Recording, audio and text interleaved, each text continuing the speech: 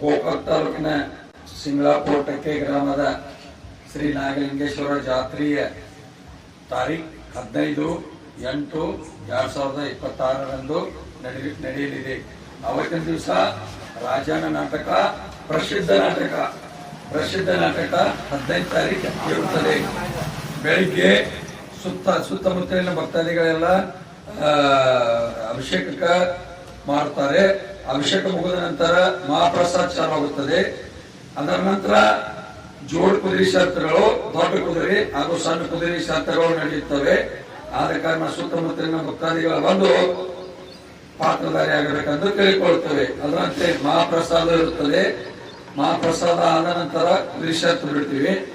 ಇದೆಲ್ಲ ಜಾತ್ರೆಯ ನಿಮಿತ್ತವಾಗಿ ರಮೇಶಣ್ಣ ಜಾರಕಿಹೊಳಿ ಶಾಸಕರು ಇವರ ನೇತೃತ್ವದಲ್ಲಿ ನಡೆಯುತ್ತದೆ ಎಂದು ನಾನು ತಮ್ಮಲ್ಲಿ ಕಳಕಳಿಯಿಂದ ಬೇಡಿಕೊಳ್ಳುತ್ತೇನೆ.